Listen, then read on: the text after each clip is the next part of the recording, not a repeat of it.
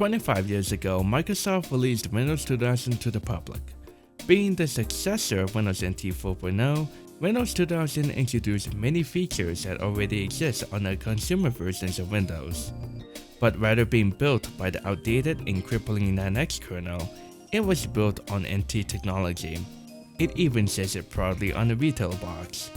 In this video, we'll take a look at the history of Windows 2000 and explore many development builds along with it. Without further ado, let's start.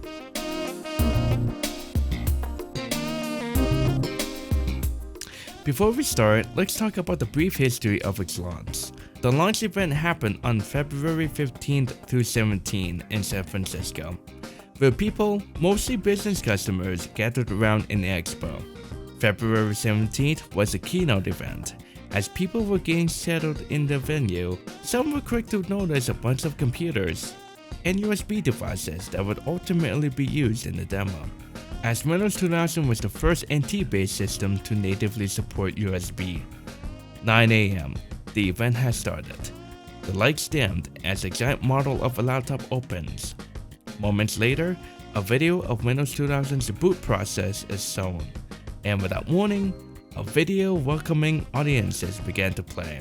Afterwards, Bill Gates took the stage as he introduced the world to the long-awaited update in the Windows NT line, Windows 2000, and also appreciated the big laptop they made for him. Oh, and because it was a big event, there's Patrick Stewart. During the keynote, Microsoft did some demos, as there was just one demo showcasing the power of Windows 2000 Server, by dropping the curtains, revealing hundreds of computers running Windows 2000 Professional, all connected to the server. I wonder how Microsoft got that idea from. From a certain fruit company? At the final day of the expo, Microsoft updated the website to feature Windows 2000 being available for purchase, with the description saying, "Sir, it was a long wait, but that's how Microsoft delivered the most thoroughly tested, reliable, and manageable business operating system in PC history." When 2000 Professional hit store sales, there were three options. The first was for the standard product and not an upgrade. It cost $320, and adjusted for inflation today, would cost $592. Now, if you're running Windows 95 and 98, people could purchase the Windows 2000 Professional product upgrade, which instead of paying $320, they save $100 and only having to pay $220. Okay, what about people running Windows NT 4.0 or even NT 3.51? Microsoft got you covered, as they could purchase the Windows 2000 Professional version upgrade, which cost $150. Now, for 2000 Server, the standard version costs $1,200. Windows 2000 Server version upgrade costs $600. Windows 2000 Server competitive upgrade, wow, that's a mouthful, costs the same as the server version upgrade. And the Windows 2000 Advanced Server costs a whopping $4,000. There's also Windows 2000 Data Center Server, which was only available through OEM. And that's a quick look back at the Windows 2000's launch event. Now, let's move on to our feature presentation and take a look at many development builds of Windows 2000. The first build we're going to install is build 1515 that was compiled on March 17, 1997. Fun fact, when Windows 98 was known as Memphis during its development, build 1415 was also compiled on the same date, which means we could come across some same features both builds have. Now, to install it, we need MS-DOS because this build only contains files on CD. Luckily, there's a WinNT executable that will copy the files over and begin the NT installation. Now, I'm using the B flag to skip over the boot floppy creation since we don't really need it. Now, if you installed Windows NT on top of MS-DOS before, like Windows NT 4, Windows 2000, or even Windows XP, this screen looks really familiar. And of course, it's nothing new to the screen, so we're just going to press enter to begin the installation. Now, this is going to take some time, so have a jump cut instead. As you can see, if you installed Windows NT 4 before, nothing drastic has changed so far, except the fact that we got the end user license agreement. which you have to scroll all the way down to agree or disagree or whatever. So as you can see, you got everything correct, and I can go ahead and install Windows NT. Alright, I would convert to NTFS, but I'll keep it as is. I'll keep it as FAT for now. And I'll keep the directory as the same. And of course, I will need to allow it to analyze the C drive for any errors. But since I just created this a few hours ago, there's not going to be any errors. Alright, as you can see, now it's copying the files that was copied over from the CD drive to the C drive, and now it's copying the files to the appropriate folders and all that stuff. As you can see, the boot screen looks very much identical to Windows NT 4, and it will continue to look like this until that one major build that we'll cover over later on in the video. So yeah, if you install Windows NT 4 before, this screen looks very identical to Windows NT 4, so not much have changed, but I want to install pretty much everything. So let me go ahead and install pretty much everything except may as well install Windows Messaging, why not?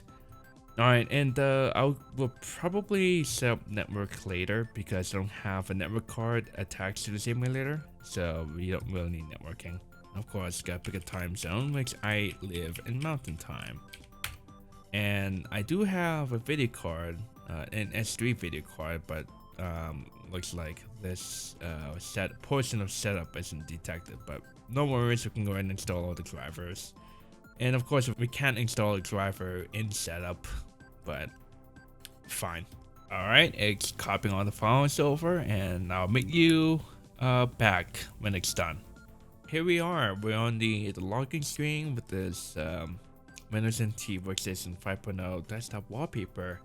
So let's go ahead and log in and see what's new. Alright, I went ahead and installed all the display drivers and the sound drivers, so we now get sound and proper colors. In fact, let me go ahead and change this from 256 colors all the way to true colors. Before we start, this is the first known build of Windows 2000 to feature gradient title bars. So I can go ahead and pick color, let's do blue, light blue, something along those lines here, like this. And then click apply. As you can see, we got a very nice gradient added to the title bars. And we can do the same for the inactive window. As you can see, we got the new desktop with the whole Internet Explorer 4 branding, or at the time it was Internet Explorer 4 platform preview. And on the right side, we got it says it's the best browser, complete communication and collaboration, and personal delivery of information, and true web integration. It's kind of funny because the true web integration, the fact is that many modern applications out there are either using a Chromium wrapper or built on Electron that happens to use HTML code. Anyway, as you can see, the start menu animates, or I would say the context menu animates when you right click to it. So it does this. And we got the new log off button, which we didn't have that icon for a very long time since it was changed later on. One thing that I kind of wish it would be there is the new settings wizard. So as you can see, you have all the most common items that people would typically use, like add a printer or change the start menu, and change how my computer looks by picking a wallpaper or like stuff. Of course, we don't see the wallpaper because we have a giant active desktop in the way, so I'm going to turn it off. But yeah, as you can see here, the wallpaper is shown, but if you have active desktop open, or this thing, you won't see your wallpaper. You can add or remove programs here and all that stuff. We can also connect to the internet, but I don't have a network adapter hooked up to this thing. We can add new hardware, which, funny enough, it looks pretty similar to the one on Windows 9X or Windows 95, 98, and ME. But many of the lines or the text have been changed. Like this part, it doesn't say it's gonna if the computer's locked up or anything, you have to like restart your computer. It doesn't have that because we're on NT and not on the 9X crap. And we can change the accessibility settings from here. Speaking about accessibilities, if I go ahead and enable the shortcut here. Normally on Windows NT 4, when you enable the accessibility options, like if you enable sticky keys, we don't get like a pop-up, unlike in Windows 95. But on this build, we got the pop-up for sticky keys, and when you click OK, it decides to play that. And we can also do the same thing to toggle keys or filter keys, if I remember, by holding down the right shift. Actually, hold on. So, holding down the right shift key would normally open up a pop-up, but it just beeps at you instead. How about if I hold down the non-lock key? Okay, so holding down the non-lock key, we get toggle keys, and of course it plays this blink sound whenever you do it. So, like if we enable like the caps lock key or the non-lock key, all that stuff, it just plays that. Control panel looks pretty different because we got the whole Internet Explorer integrations added to it. And you may notice that when you highlight on something, it highlights it, and then when you click on it, it does the whole single click thing, which I'm not really a fan of, but Microsoft at the time wanted that to be the default. And as you can see here on the right side, it looks pretty kind of similar to that one build of Windows 98, also known as Memphis. Oh yeah, build 14.15 that was also compiled on the same date. As you can see here on the right side of my screen, it looks pretty identical to that one build of Memphis. But let me go ahead and change this back to the standard double click thing because that's what I'm mostly used for. Alright, so as you can see here, control panel looks pretty much the same as Windows NT 4, but we got some new things added, like the new hardware thing wasn't added on NT 4.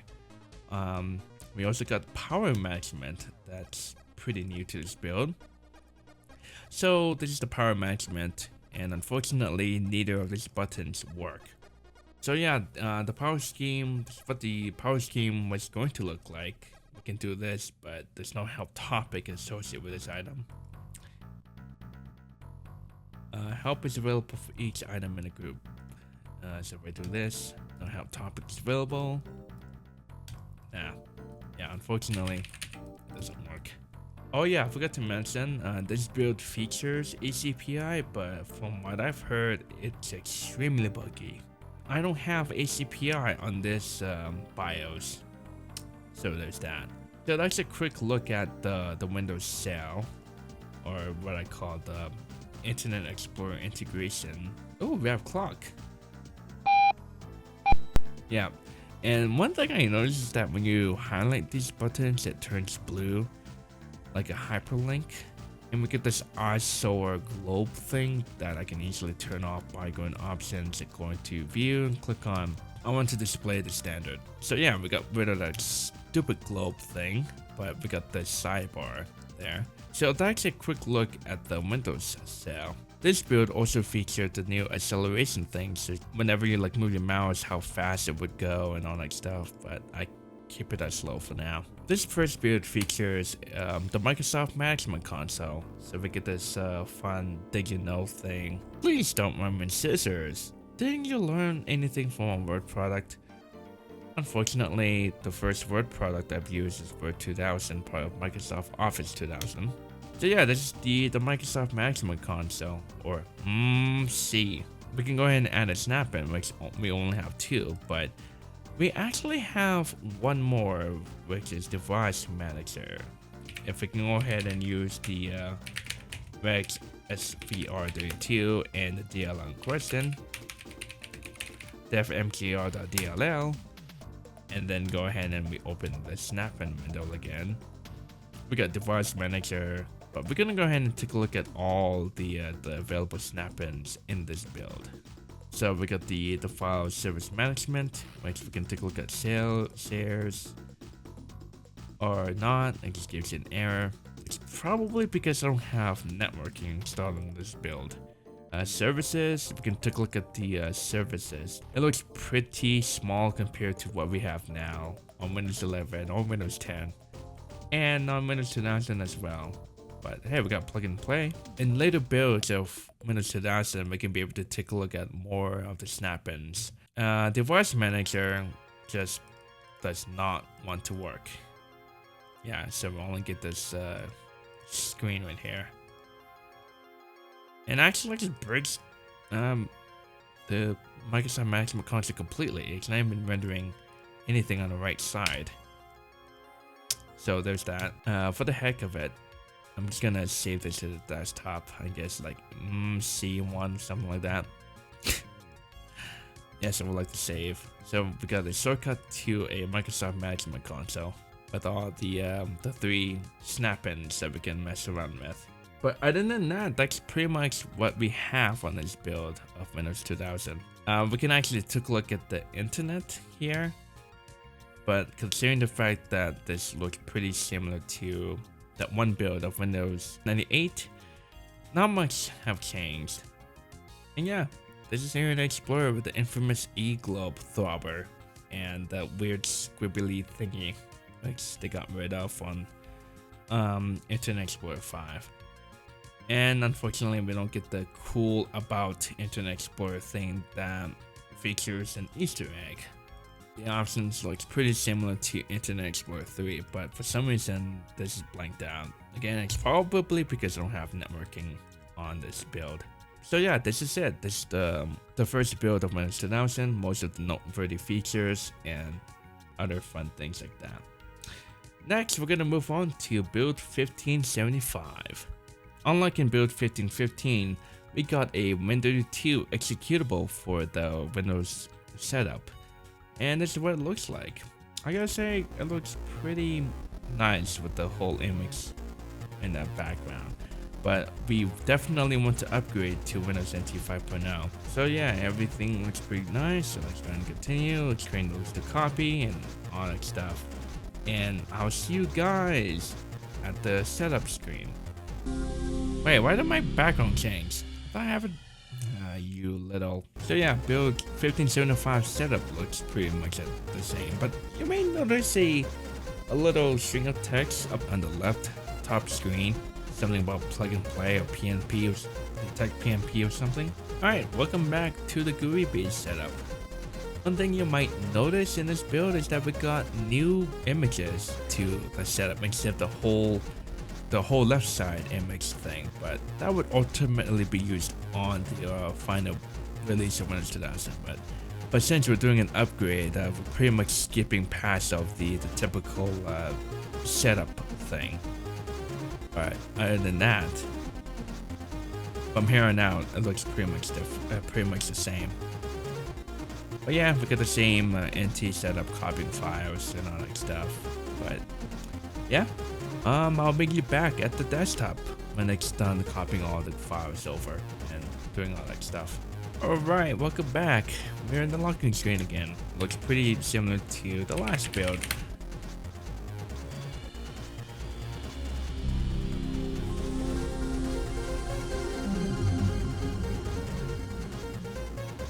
So yeah, one thing that's kind of different in this build is that we got the file new hardware wizard that was found on Windows 9X that was ported over to Windows NT. Yeah, so as you can see, it looks pretty similar to Windows 98 or 95, but instead of being built for Windows 95 or 98, it's built on Windows NT.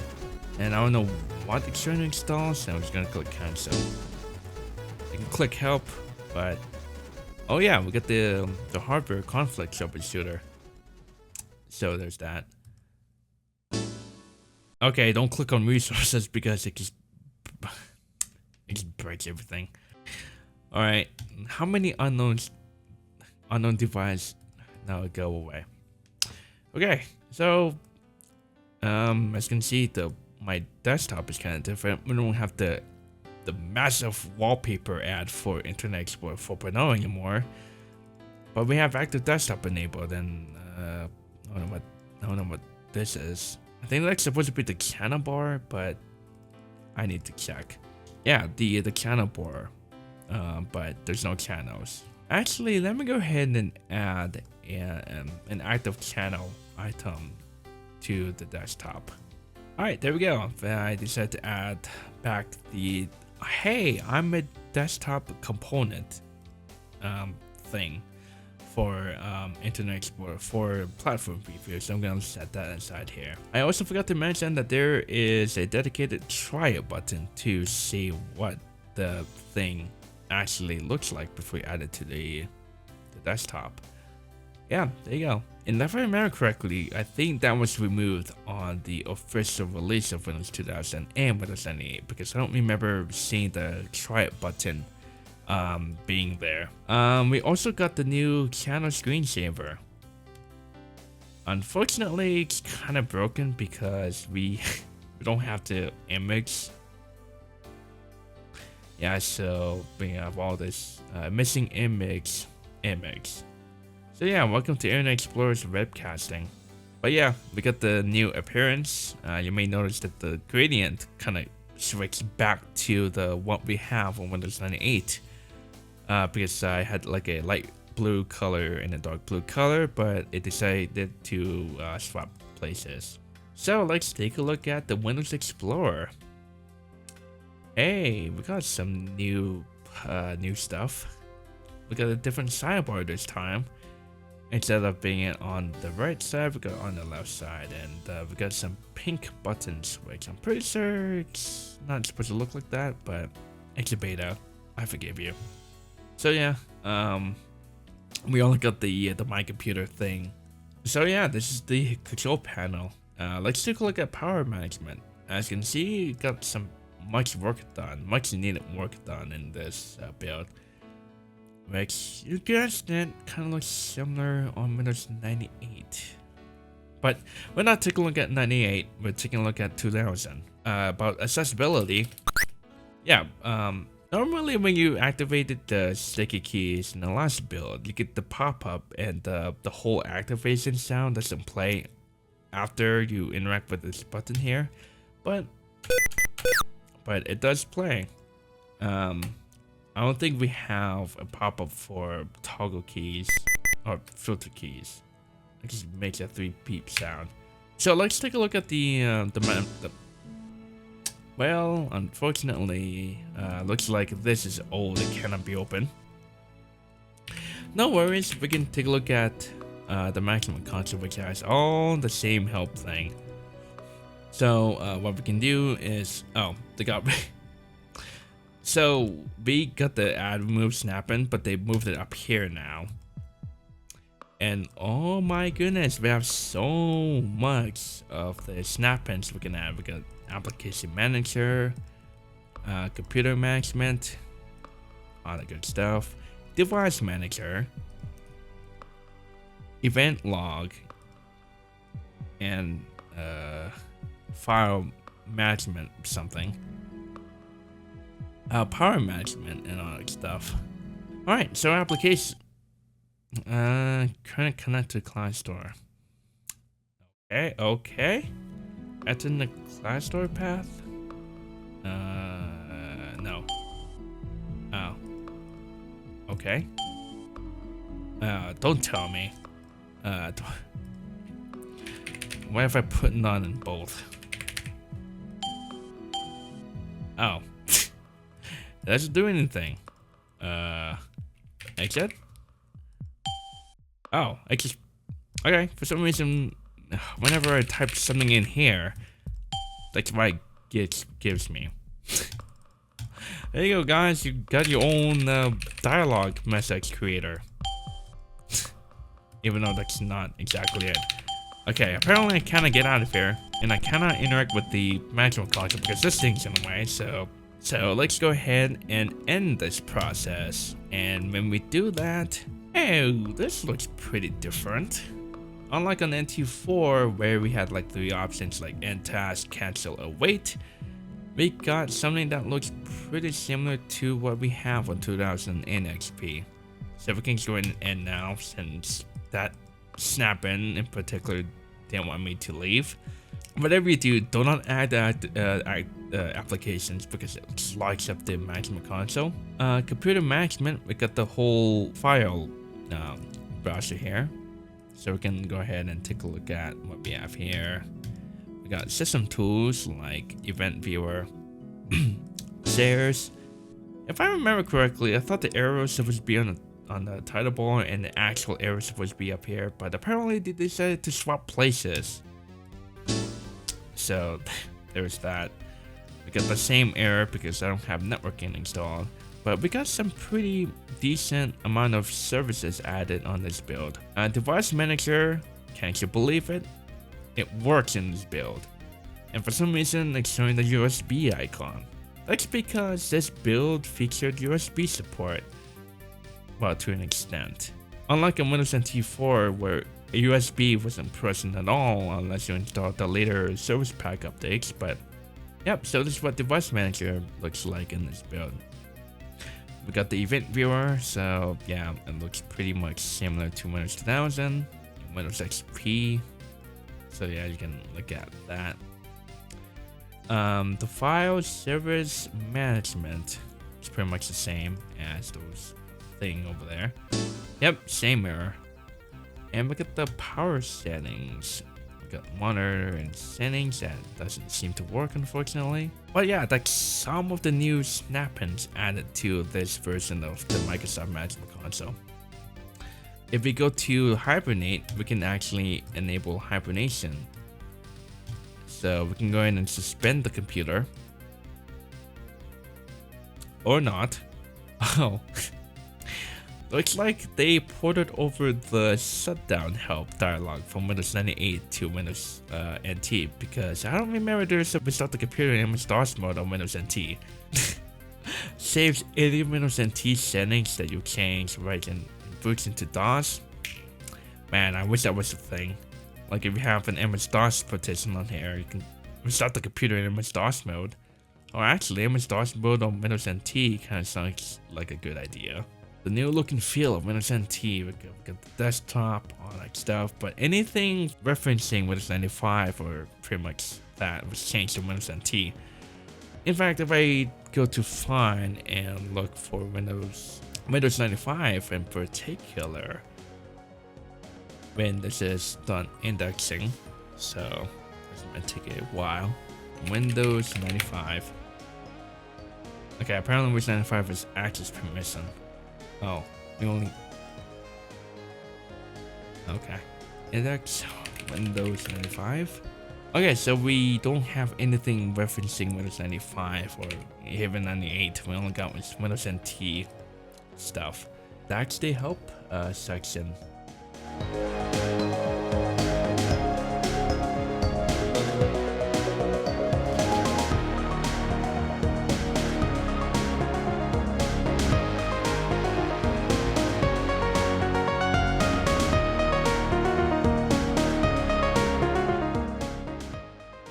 So yeah, unfortunately standby doesn't work, even though I have it specifically say go on standby after 1 minute, but it's a beta software, you get what you paid for. Oh yeah, if you're wondering what this icon is, it's fax monitor. I don't know what it's trying to do, but I don't have fax added to this computer. And last but not least, my most favorite part of all, Task Manager fades in. Can you believe it? Window transparency effect being a thing on this build of Windows? That's right. Every time you open up Task Manager it fades in, so I'm pretty sure they're probably testing out the whole transparent window API that was first added to Windows 2000, which many people got confused about, or the whole transparent window thing being on Windows XP. No, you're wrong. Actually, specifically, build 1575 introduced the whole fading window thing. Oh yeah, before we move on, I like how the fact that we have two Internet Explorers. We've got this and this. So we've got two Internet Explorers. So yeah, this is what it looks like.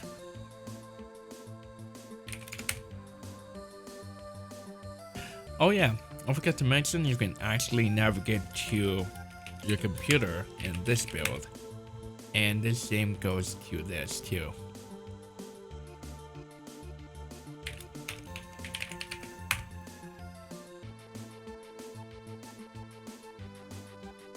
So yeah, that wraps it up with build 1575. The next build we're gonna take a look at is build 1671, also known as the first beta 1 of Windows 2000. So let's do this. For the first time ever, we have an auto run, and yes, we would love to do an upgrade. As you can see, this screen looks very identical to the last screen, so I'm not gonna bore you with the same old thing again and again. But other than that, everything looks identical to the last build. Anyway, this is gonna take some time to copy the files, and I'll meet you back at desktop. Oh yeah, if it wasn't clear enough, this beta version of this product is intended for evaluation purposes only. Hello, and welcome back to the Windows NT setup. Why does this always have to happen? You know, like, I was doing a test run before I started recording, and now when I'm recording, it decides to break. Alright, and yeah, after that fiasco, I was able to get it to work. I had to switch machines and do reconfigurations and all that stuff, but here we are. We're back in business, and hopefully this is the last time I have to say it. But yeah, as you can see, the setup screen looks very identical to the past builds. So I'm not gonna bore you with all of this, and I'll meet you back at the GUI setup. Hello, and welcome back to the same old Windows NT setup screen that you've been seeing for the past few minutes now. I've been stuck. Oh, okay, there we go. Yep, we have the same banner. So this setup screen looks very identical to the last build, but is it just me, or this portion of setup is taking a lot longer than usual? Usually by now it would be done, but I've been waiting here for about like 5 minutes, 5 to 10 minutes now, and well, yeah. Well, I guess I'll keep waiting. Yep, I'm still here. It's still taking forever to install. No! Oh, okay. Wait, did it move? Oh. I don't know what was stuck in that part. Maybe detecting new hardware? I don't know. The only way to find out is to have access to the source code, which I don't have access to. And it wants me to... Oh. Okay, I thought it needed something from me. It was stuck on that screen for a very long time. But, yeah.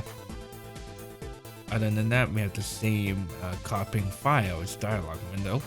But other than that, let's take a look at the desktop when it's done doing its thing.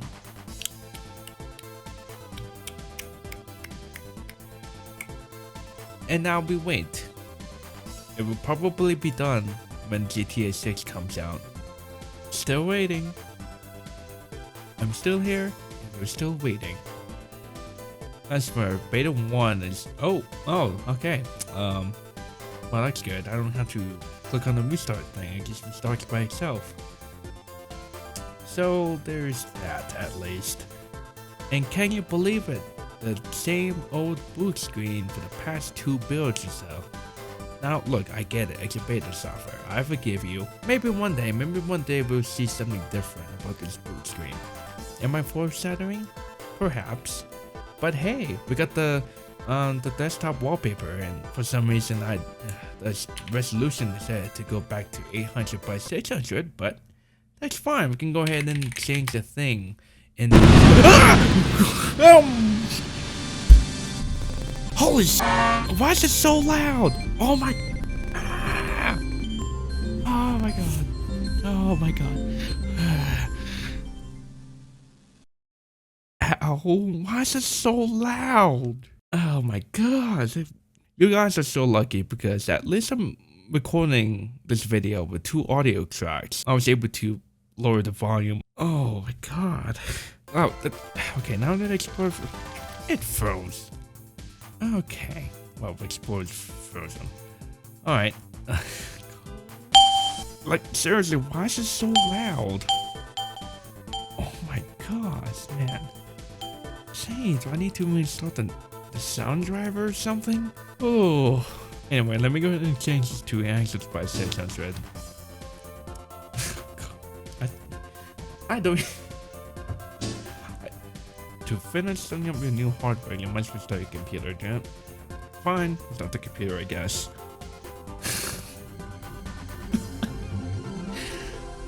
Oh yeah, but we do have the new startup sound, but it's not supposed to be that ear-piercingly loud. Oh my god. I joked to my friends about how the Windows 2000's beta startup sounds like a jet engine starting up or whatever. And that proves my point right there. Oh, I hope you're awake now. But luckily I went ahead and lowered the volume down, so we shouldn't have that loud startup sound happening again. Okay, here we are. Here's the login screen. Take 2 with the correct resolution and all that stuff. And let me go ahead and log in and let you hear the actual startup sound in its proper volume form. Okay, now everything's far too quiet now. The heck? What?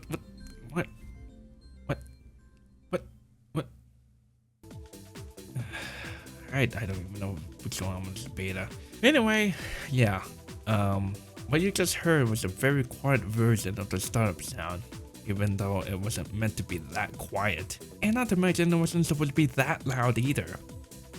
Anyway, let's move on to the new features. So as my background apparently decided to refresh, we got the new active desktop wallpaper with tell me about active desktop and this thing's no way. What is this? Move over there. Move. There we go. Oh, I'm in active. Oh. At least one. Shut up. Talk.html. Shut up. Alright, so let me guess, is the volume that low? Okay, well, I'm just gonna keep it as is because I'm scared if it's gonna be that loud again. So yeah, here's the let me zoom this in for you. How do I zoom in? I guess I can't zoom in this build. But yeah, introducing the Web Integrated Desktop, which would become a thing on Windows 98 and on Windows 95 if you happen to install the Internet Explorer 4 but the desktop update. Now, what do I mean about the whole active desktop thing? Well, here it is. We got the example.com thing on my desktop. Now, could you imagine if you have like your weather, your stock updates, etc.? Man. Yeah, you have widgets. Yeah, you have nothing compared to active desktop with the ability to add all this interactive HTML goodness on your desktop. And one thing I noticed that the whole plus thing was either removed or it was renamed to icons, and now we only have 2 visual options. We have color management, which I know it was there in the past builds, but I wasn't able to get there. But this looks very identical to the last build that we took a look at. How's the channel screensaver? Oh yeah, we got the new channel screensaver, which kind of look like what we have on Windows 98, but the disc looks very different. And yeah, we have all the screensavers that you expect from Windows 2000. So looks like the management I was reading that. The selected file is not a Microsoft. Okay, well, yeah. So the management console snap-ins received on the last build does not work in this build. But no worries, we can go ahead and take a look at what we have. And right off the bat, we got some an updated interface look for the management console. So we got the new tip of the day thing. Oh yeah, Microsoft has over 50 snap-ins currently under development.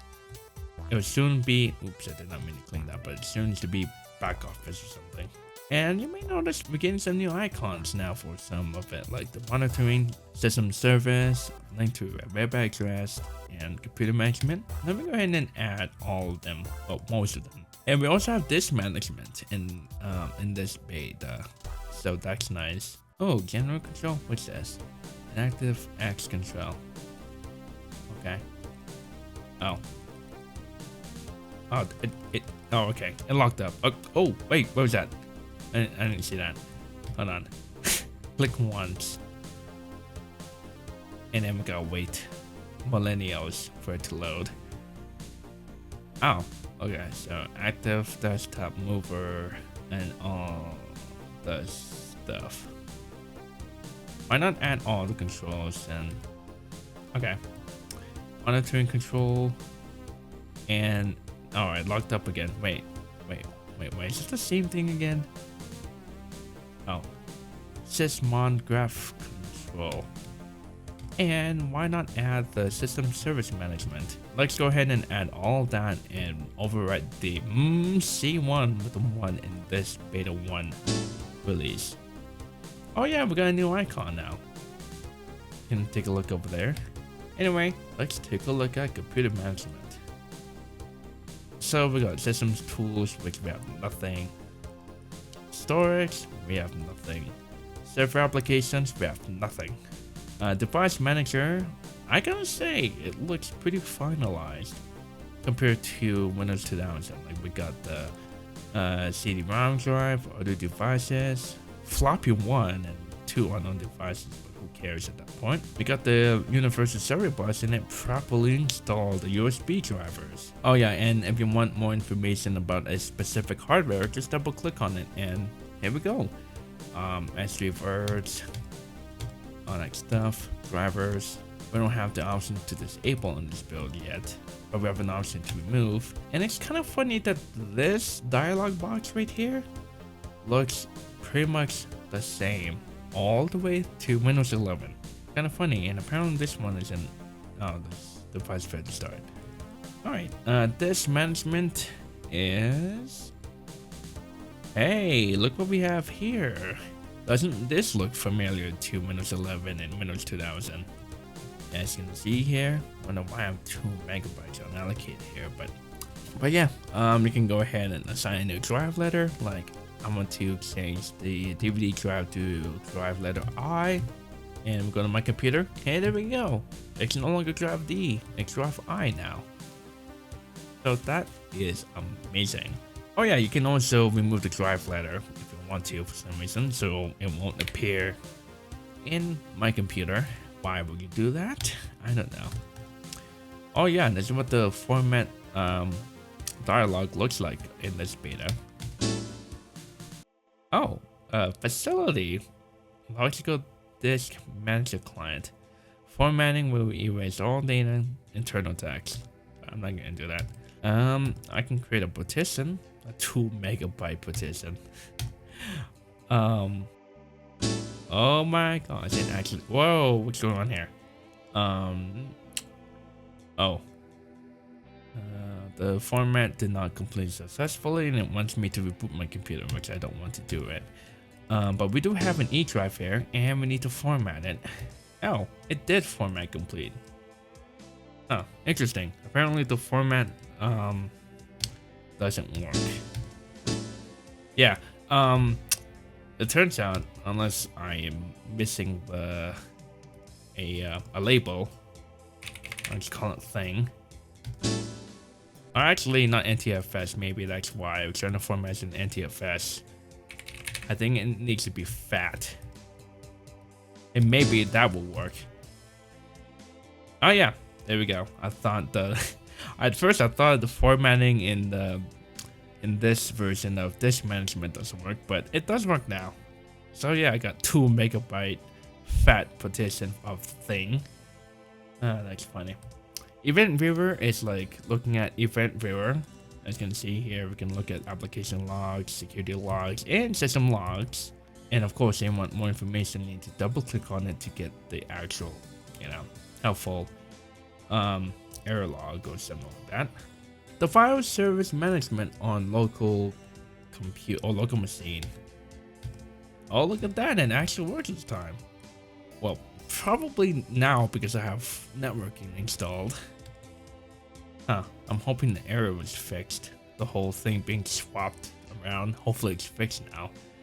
Maybe I can throw up a picture if I'm that, dedicated into going back in time and actually getting that. Okay, so active desktop mover doesn't work, and the Sysmon graph controller. Hey, look at this.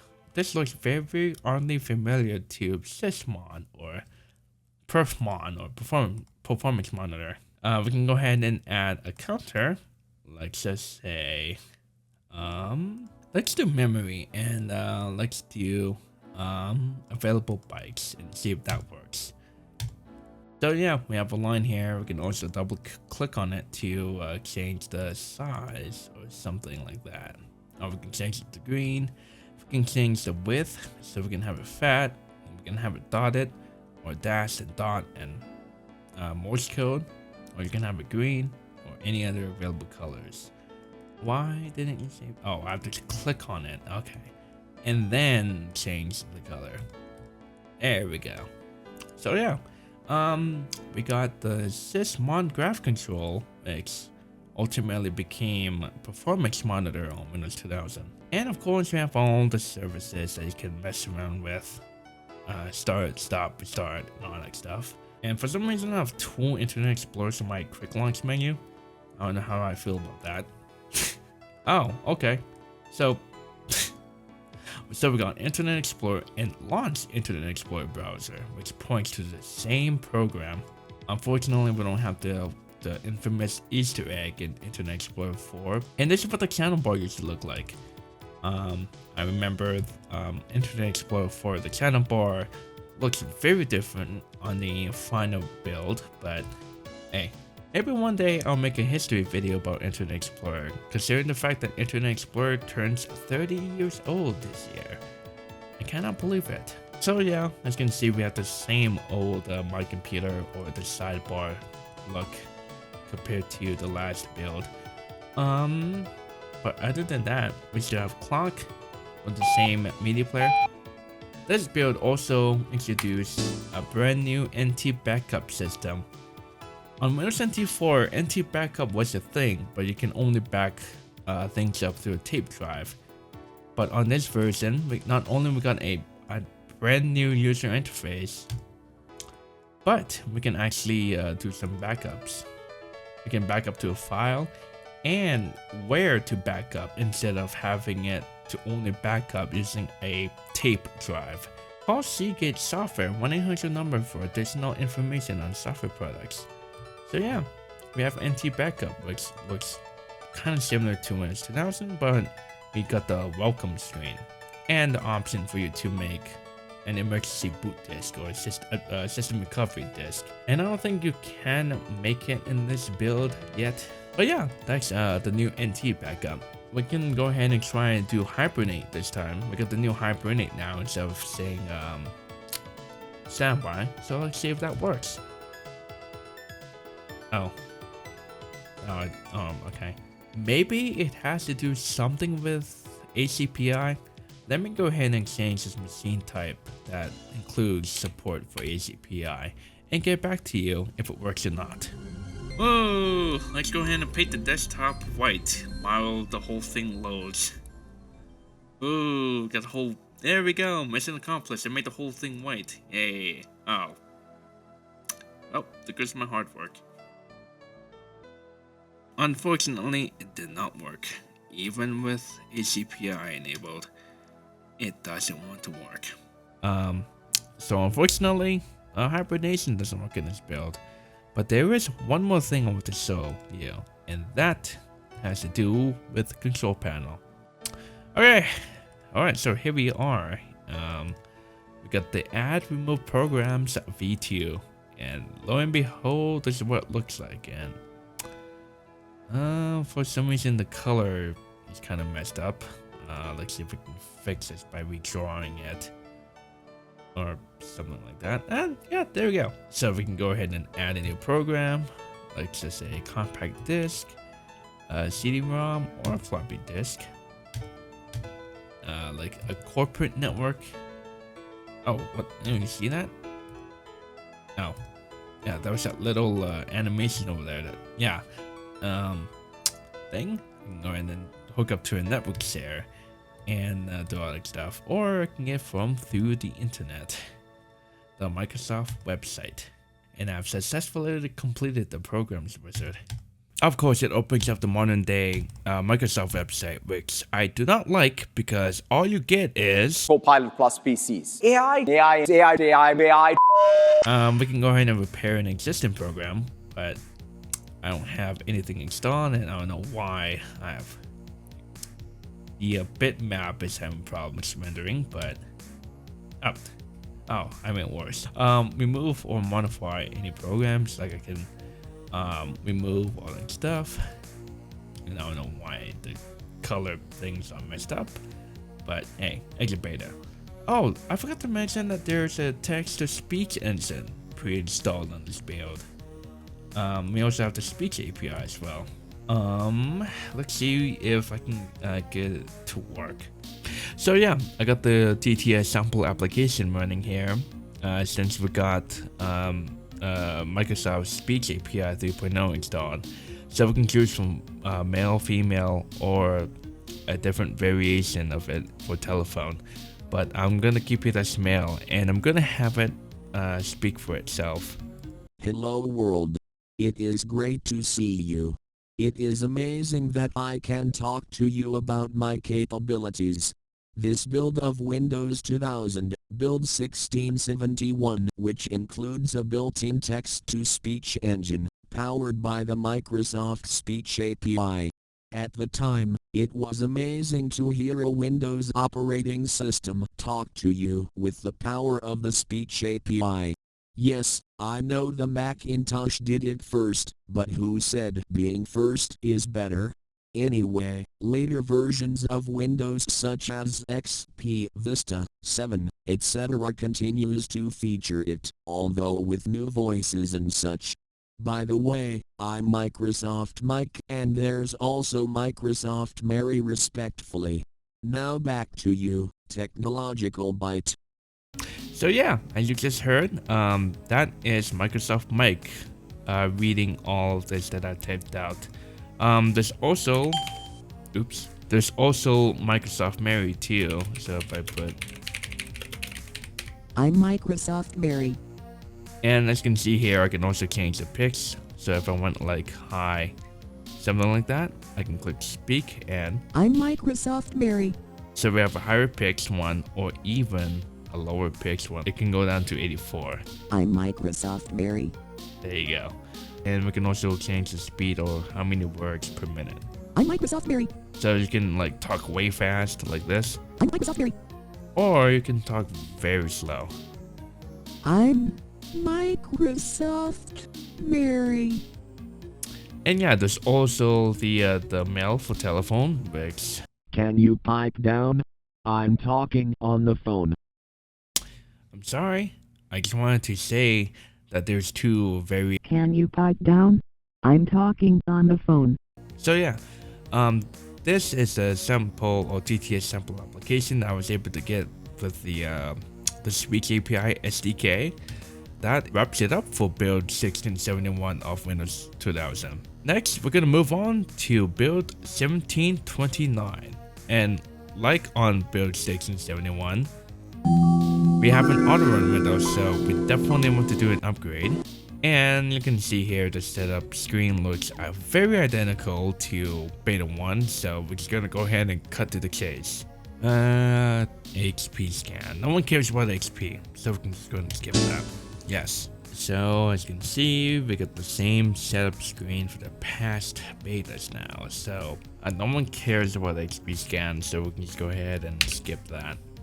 Oh yeah, we got the whole loading drivers thing. You have to press space now to invoke the hardware configuration thing. And what do we have here? We got the command prompt, and we also got the new icon, or what I would say the icon for command prompt from Windows 2000.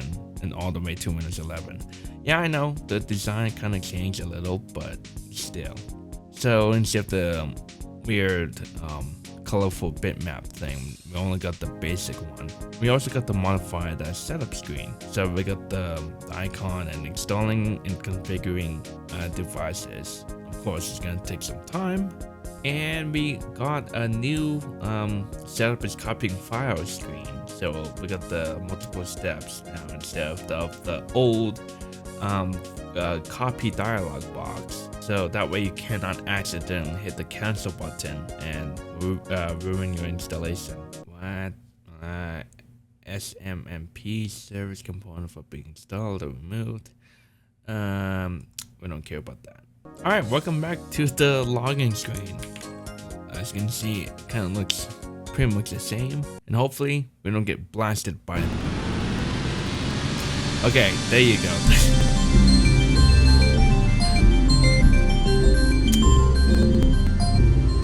Got the personalized settings and also the whole badge of beta 1 shown. And it's so yeah.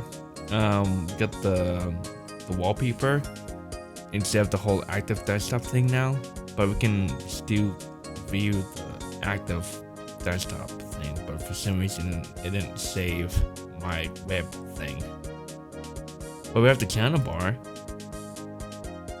which is empty. So yeah, the display properties are beginning to take a shape.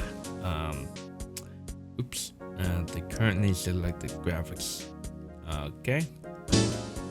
Oh. Okay. The Canon screensaver looks like this. Hey, look at that. It looks pretty much final. And can you believe it? We got pretty much the final version of Internet Explorer 4.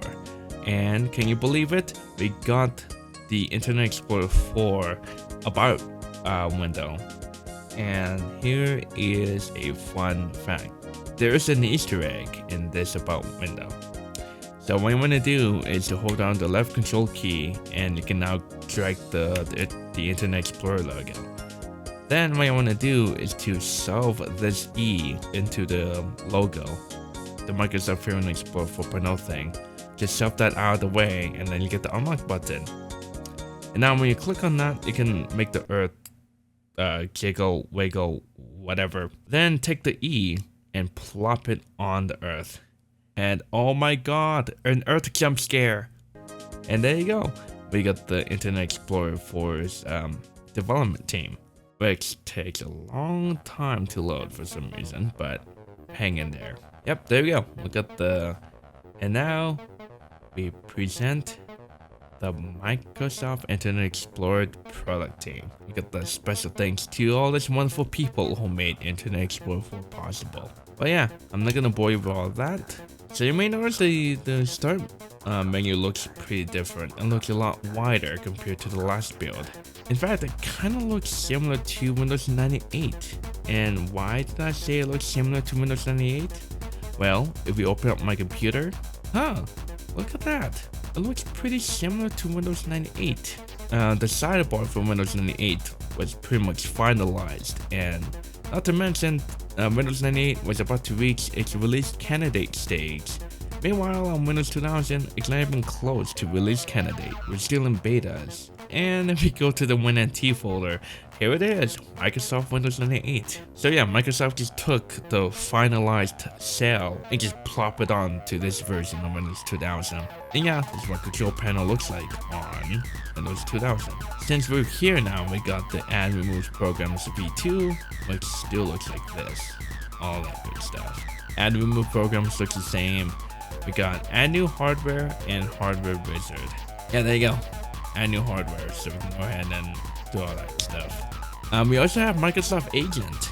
You know, the infamous Microsoft Agent character that pops out and talks to you, all that stuff. Yeah, that's a thing now.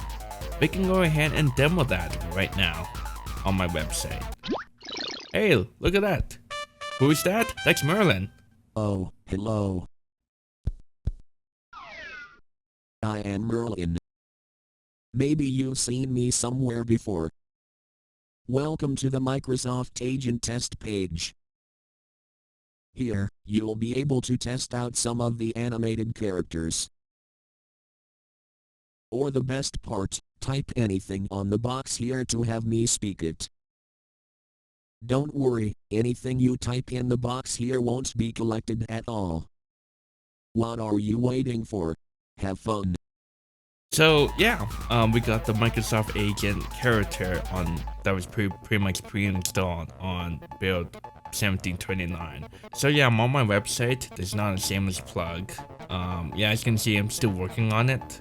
I just don't have time to, fully deck this out. But we do have a button. Let's move Merlin here. Well, this gives me a new perspective. Yes, I get it. Okay.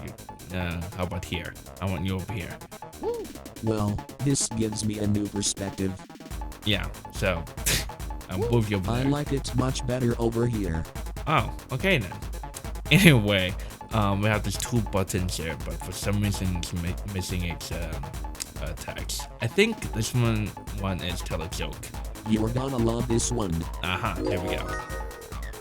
No, why I always avoid beta software? Why is that? Because beta is Greek for still doesn't work. Sometimes I really crack myself up. Now, I don't know if that's true or not, but please correct me if you know Greek. Tell me another You're one. gonna love this one. You know, where a bird goes when it loses its tail? Why is that? Why, retail store, of course. Oh, Oh, I just love that one. okay. Tell me one more. You're gonna love this one. You keep saying that over and over again. You know, where a bird goes when it Oh, loses wait, no, its this is the tail? same one. This is the same Why, one. retail store, Yes, of I get course. I'm just a barrel of laughs. No, you're Hot. not. Hot. Oh my god. Give me a Here's new little one. humor for you. Did you hear the one about the guy who poured Cheerios into his PC? Why? Why is He that? wanted a serial interface. Hot, hot, hot. Okay, This whatever. joke was generated with 100% recycled electrons. Whatever. Yeah, I'm still working on this, so maybe when the time comes where the test page is fully decked out, so you can play with Merlin to your heart's content, or you can even pick a different agent character. But as of now, I only have Merlin on this this page here, and I think this button is sing a song. Oh, it doesn't work. I'm telling you guys, I'm still working on this. Anyway, tell me another Okay, joke. here's a favorite of mine. Did you hear the one about the guy who poured Cheerios This is into the his same PC? thing.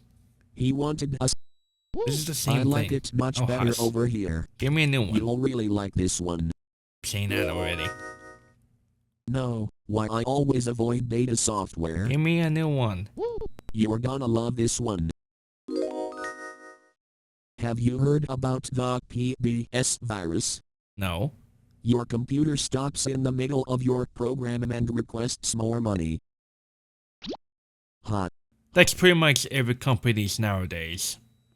Anyway, and oh great, we got two Internet Explorer icons here, which I'm pretty sure points to the same location. We also have Outlook Express, which is missing its icon. And if you've used Outlook Express before, this is what it looks like. Well, if you use Outlook Express on Windows 8. So yeah, we got the sample email of what you get on Windows 8. We got advertisements for InfoBeat. We got an ad for Wired News. Technology is changing our world. I get that. The useful links.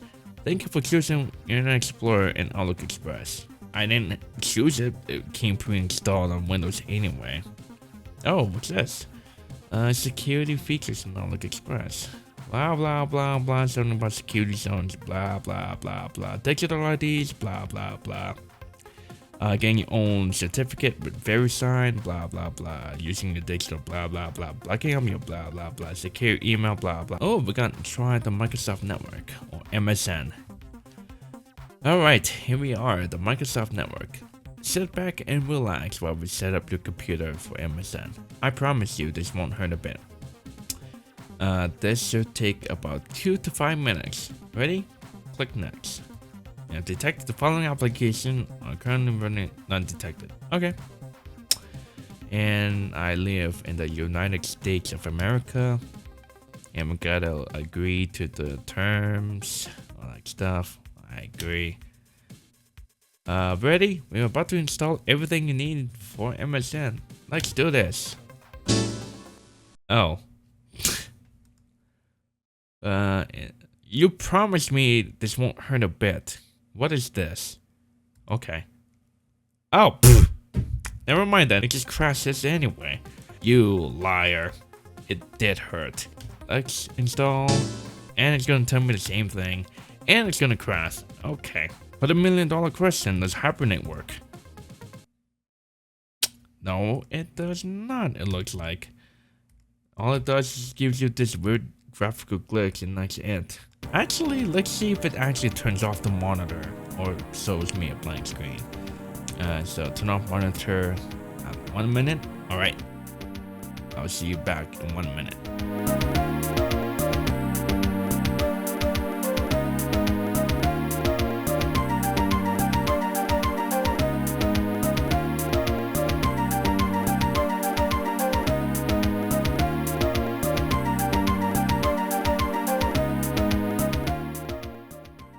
Oh, look at that. It actually did turn off the monitor. I can move my mouse and yeah, good job. It actually does work. Let's take a look at the Microsoft Management Console. And as you can see here, we got the same tip of the day. Oh, Microsoft has over 80 snap-ins currently under development. I thought it was 50. Oh, wow. So yeah, computer management, system tools, nothing. Storage is nothing. Server applications, nothing. Device manager, however, what do you expect from device manager? Yep. Beginning to take shape, all that stuff. Can we scan for new hardware changes? We can refresh, but not scan for hardware changes. You may notice that we got the new help thing, or the hyper help that was found on Windows 98. So that was ported over to Windows 2000. Introducing Windows NT 5, we got wizards. That's the only thing we have new for Windows NT 5.0. Oh, I'm sorry, we can find computer or computers. We can find people on the internet, all that stuff. We can find computers, or we can find computer or computers. This one's still loading, but I wonder if the shortcut still works. Yeah, it does work. Fun fact, if you hold down the Windows key, Control and F, it can open up the Find Computers thing. And yes, this interface looks pretty identical to the ones on Windows 11. Anyway, enough of that. In the settings here, we got Active Desktop. We can update now. We got the taskbar stuff. Looks pretty similar to Windows 98. But yeah, that wraps it up for build 1729.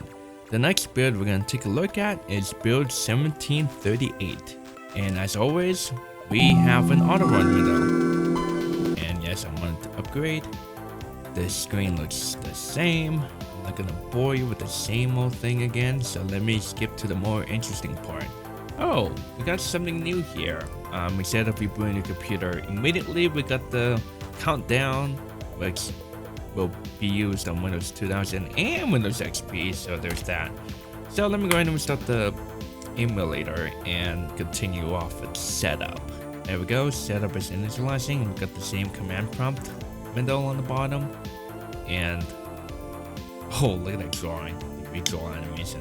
That's funny. Hello and welcome to the desktop. And first and foremost, we don't have to control alt delete anymore. And the bad news is, looks like I need to reinstall Windows NT because my keyboard and my mouse do not work. Fun. There was one thing that didn't work for the past few betas, and I am happy to announce that this beta, or build 1738 standby, now works.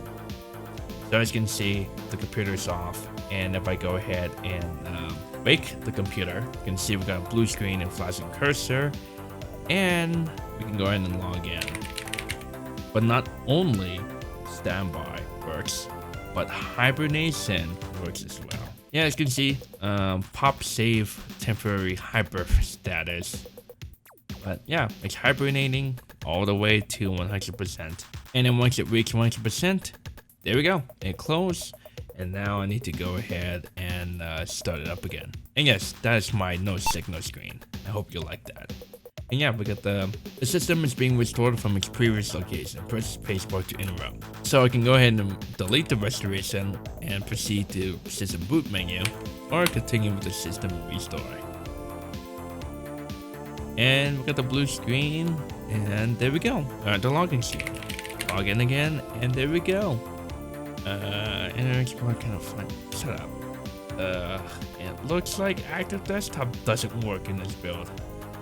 Womp womp. Anyway, let's move on to the next feature. So we got to try the Microsoft Network on the desktop. And let's see if it works. Yes, this whole screen looks very identical to the last build, but let's see if it installs this time. Hey, we're getting somewhere this time. Here we go. Here, MSN. Of course it doesn't work. Yes, and we still have the infamous Easter egg. And what does that do? Okay, that's nothing. Okay, so MSN added an icon here, but then it points to a non-existent shortcut. That's fine, but we have this. We got the... Oh, you hear that? Hold on. Okay, here it is. Oh, we got sounds.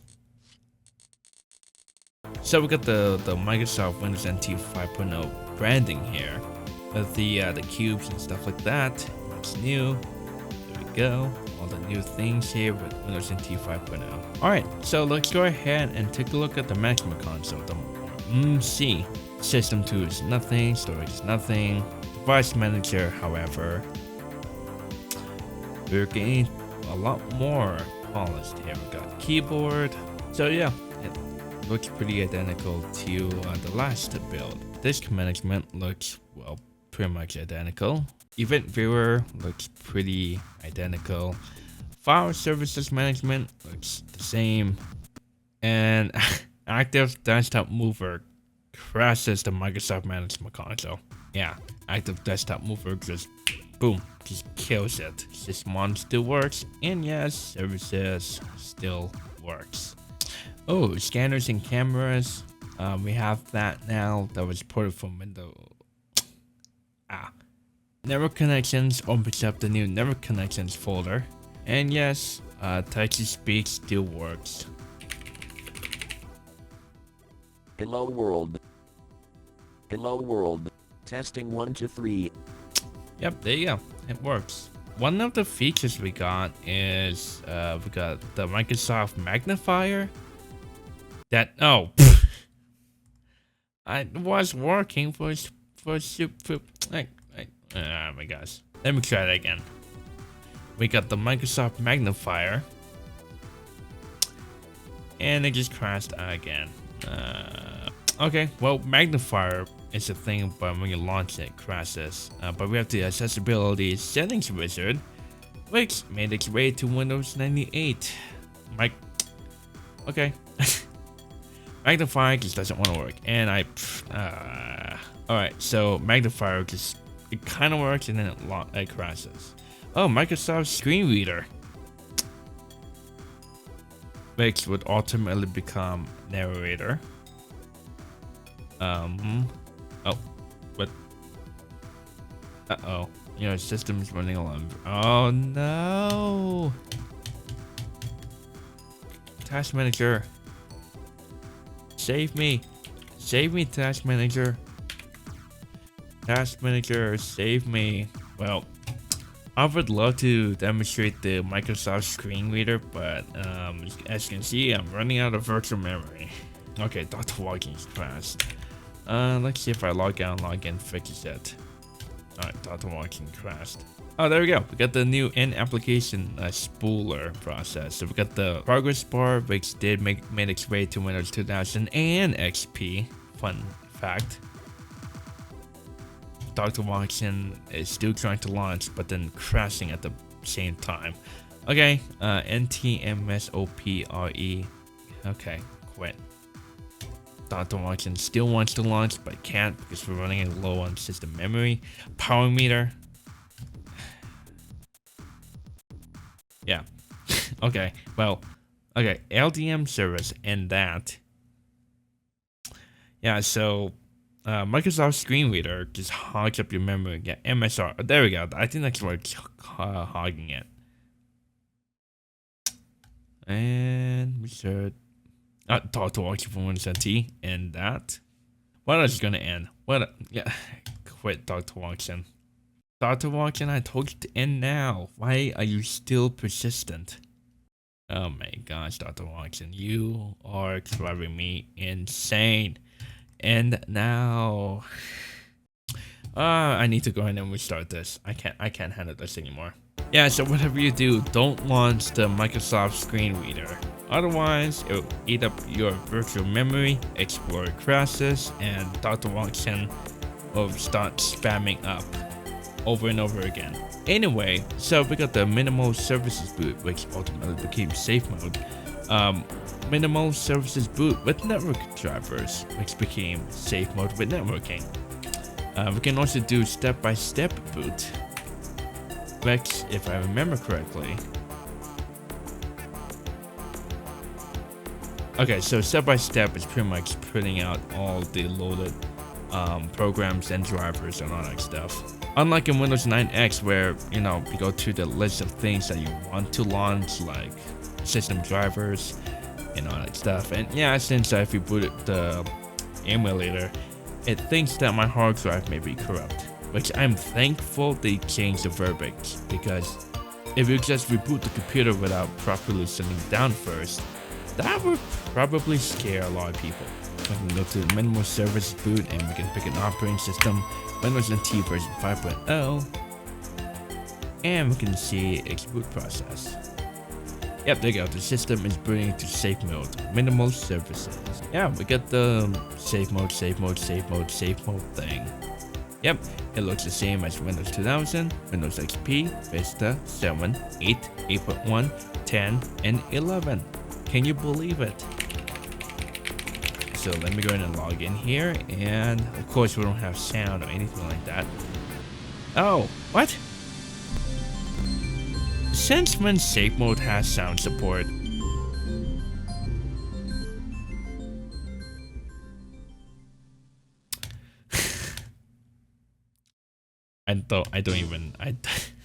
Wow, that's a fun fact. Usually safe mode doesn't include sound support, but feel free to correct me if I'm wrong. But yeah, here we are. We're in safe mode. With a very limited color space, of course, and we have the safe mode thing. I wonder if the Microsoft magnifier works on safe mode. It does not. Well, there you go. There's safe mode. With sound. Amazing, right? We have safe mode with sound support. Get out of here. Windows 2000 was truly ahead of its time, man.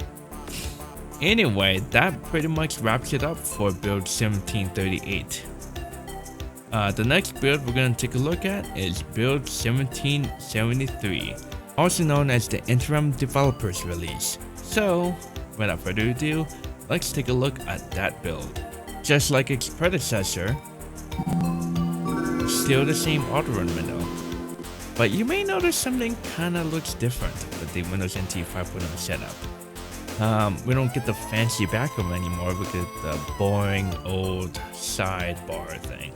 And luckily, we can go ahead and upgrade to NT5. So yeah, this is what the Win32 setup interface looks like. I'll make it back at setup for something interesting. Well, that hard drive is full, so I made a new one. So as you can see, we have the same boot screen. Here we are, we have setup, and one thing you notice, the Windows NT setup text isn't there anymore. Although we got the command prompt now. So yeah, since we're doing a clean install, no, I did not fart, that was my mic stand, I promise.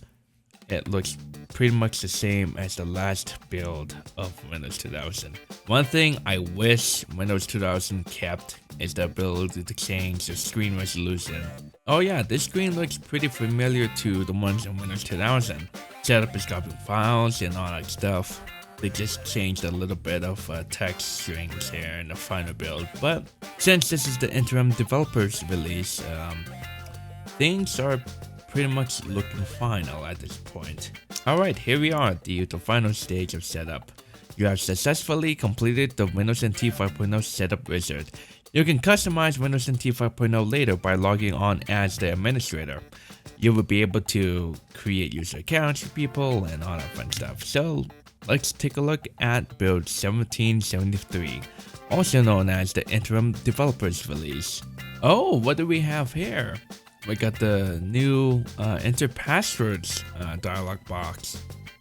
We got the banner saying the Windows NT Workstation 5.0 interim developers release with the cubes, all that stuff. After reinstalling all the sound drivers and all that stuff. So yeah, this is the desktop. This is the desktop with hey look, we got the show desktop button here. And interesting enough, when you hover over an icon, it acts like a button. In my opinion, it's kind of a nice touch, but they got rid of that. But yeah, you can show desktop. You can show web content on desktop. I can go ahead and set the desktop color, set the background right front in there. And you may notice the display properties looks pretty much final at this point. We don't have the patterns there because that can be moved to a dedicated button. Also, the effects thing is back. You can go ahead and change the icons, and as you can see here, visual effects, use icons, show icons using all possible colors. We need to restart the computer. It's fine. Smooth edges on screen fonts, and animate windows is on by default, but instead of the scroll animation, it fades in. Also, we got the new Map Network Drive interface. So you right click my computer, click on Map Network Drive. Usually Windows NT 4 looks pretty much basic. Actually, it kind of looks similar to Windows 9X, but on this build of Windows 2000, we can go ahead and connect to a network share a lot easily than the last few beta builds. You gotta be kidding me. Let's go ahead and take a look at the Microsoft Management Console, and luckily all the old one still works. So we're gonna go to computer management, and you can see we got some icons slowly being added this time. System tools is nothing, storage is nothing, and that is still nothing. Yep, looks pretty much the same as the last build. Disk management looks identical. Event viewer looks pretty much identical. Active desktop mover unfortunately still crashes the Microsoft Management Console with an access violation error. And here we go, we got group policy on this version of Windows. Oh wait, what does that say? I couldn't connect to. Okay, disable control delete requirement under constructions. Oh, couldn't connect to class store. Oh hush. Oh, I can remove the run command from the start menu. Unfortunately that didn't work. Maybe we need to restart the computer for the change to take effect. And yeah, the same shutdown and log off sound and startup sound still plays. Alright, everybody click on the start button. Oh, look at that. I don't have the option to run anymore. Ah, crap. So, unlike in later versions of Windows, where if you enable the group policy, for example, to hide the run thing, the changes you make will take effect almost immediately. But some of them requires a system reboot. Oh, start. Okay, well, I love betas, man. So I gotta do this again. Oh no. Can I at least log off? I forgot to mention, taking the run command away from the start menu also takes out the ability to start a new task in Task Manager, so don't do that. Oh. Oh, there we go. So let me go ahead and re-enable the run so I can go ahead and run. Well, it's gonna be tricky. Why is this here?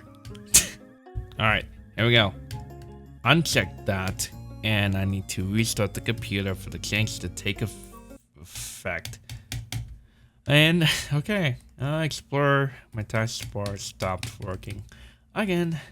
We are back after a computer restart. And yeah, my active desktop crashed for the billionth time already. Yeah, there you go. Alright, so that's a quick look at the group policy feature on the interim developers release. And this is why it's important to not take away their ability to run. This has been your public service announcement. Now, let's take a look if the magnifier works now. Oh, we also have on-screen keyboard, but we'll take a look at that. So, we have a magnifier that actually works this time, so you can magnify things like, what does it say?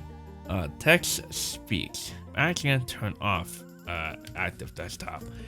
Okay, so we know the magnifier works. We can show a screen reader, but let's take a look at the on-screen keyboard. Which, fun fact, was not made by Microsoft directly, but it was made by Modena Incorporated. And fun fact, you could even buy the full version with many new features. It's all the wonderful people that made this possible, that ultimately was folded into the on-screen keyboard on Windows 2000 and Windows ME.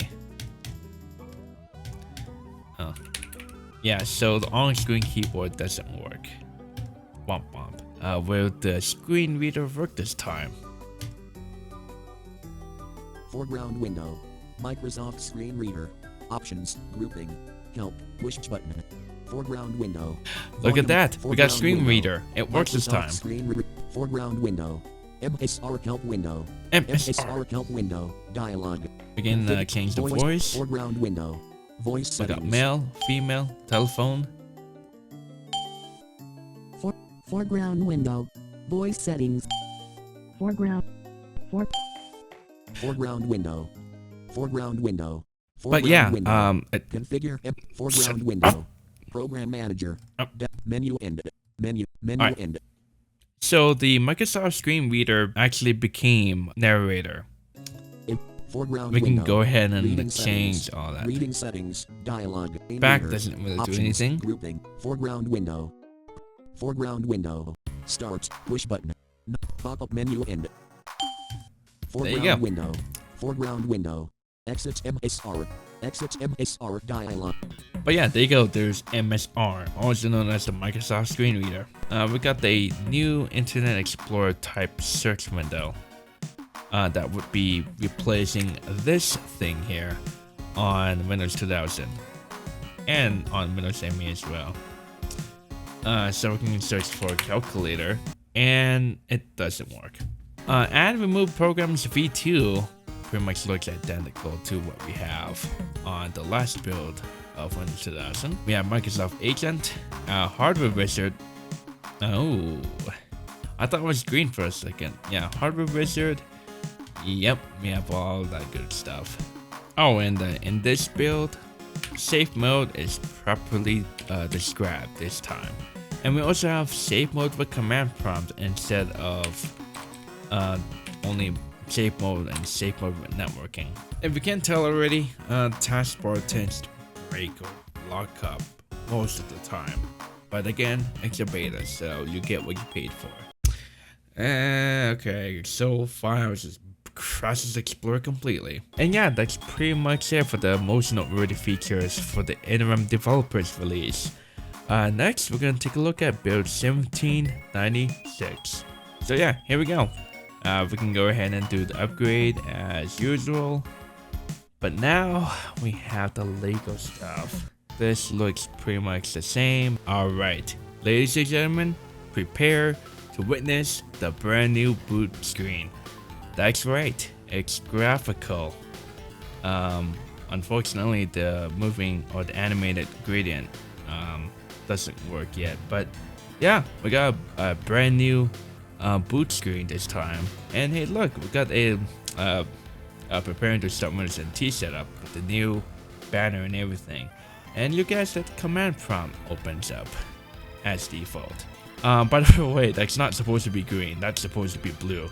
Like that. You guessed it, the same screen. Alright, here we are. We got a brand new default color background instead of the one we have on Windows 95. My system has no paging file, or the paging file is too small. Okay, so I have to right click my computer, click properties, and then click on the advanced tab. Okay, under virtual memory, click change. Under drive, volume label, select the drive you want. Okay, number 3, to create a N. Okay, okay, step 3 is to create a N. I'm guessing whoever was like writing this either fell asleep or forgot to finish this, but okay, I need to create a letter N. Alright, welcome to Windows NT 5. Welcome to the exciting new world of Windows NT Workstation 5.0, where your computer desktop meets the internet. Wait a minute, they copy and pasted that thing from Windows 98, you little... and apparently, Active Desktop thought it was a good idea to turn itself back on, even though I explicitly told you not to use it. Alright, fine. I'm starting my desktop wallpaper. Why not? Okay, so... What in God's name is this? Okay then, apparently I have a very big thing, a very big Active Desktop. Just covers half of my screen, but I'm turning it off. But yeah, there you go. Here's the wallpaper and stuff. But yeah, when you right click on it, you can do this now.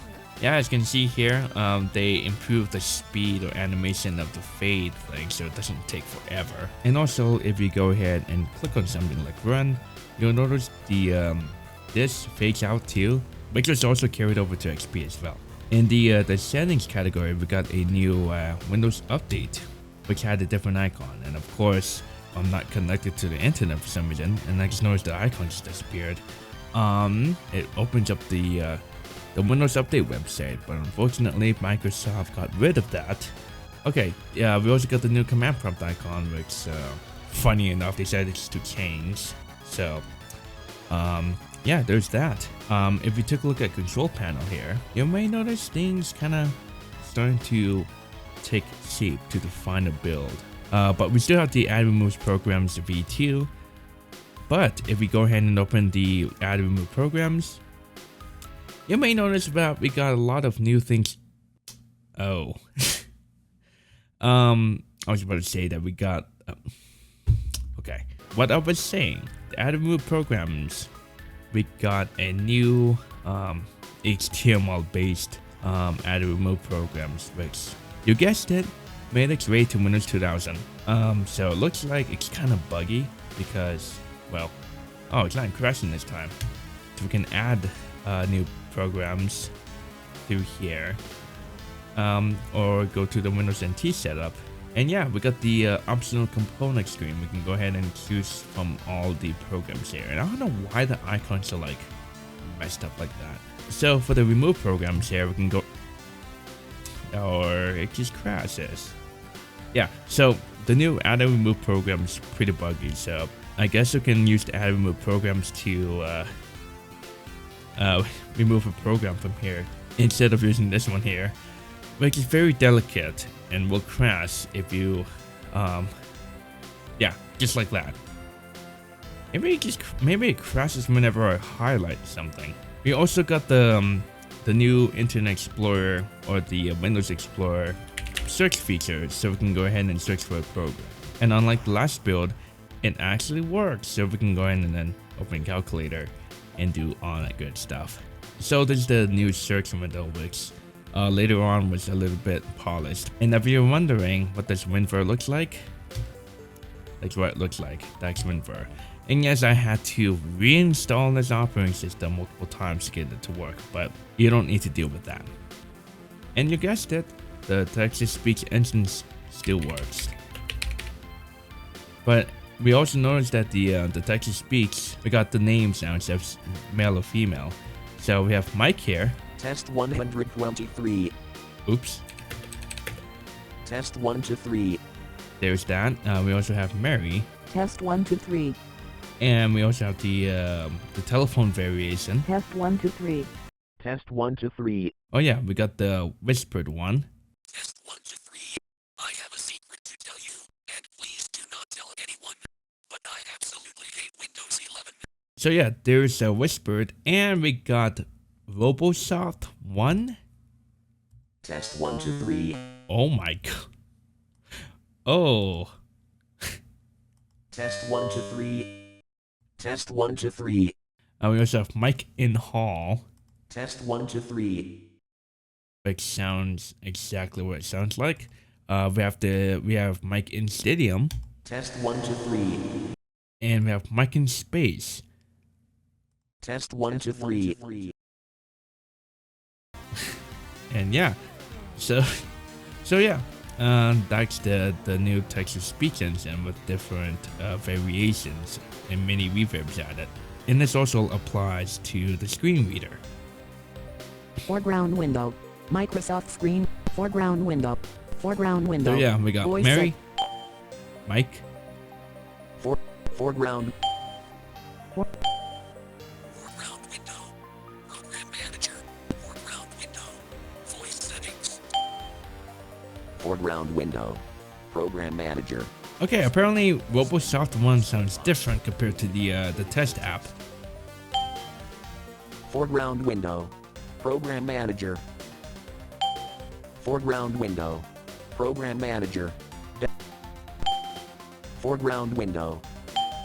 Foreground window. I'm guessing the different variation doesn't work in the Microsoft Speech. Anyway, I'm guessing the different variation doesn't apply to the Microsoft Speech reader. So I think I made a mistake. The reason why this wasn't working is because this is active. It needs to be not active for it to work. And other than that, that's pretty much all the noteworthy features in this build of Windows 2000. Next, we're going to take a look at build 1835. And yeah, as you can see, we still have the same graphics and the same old thing.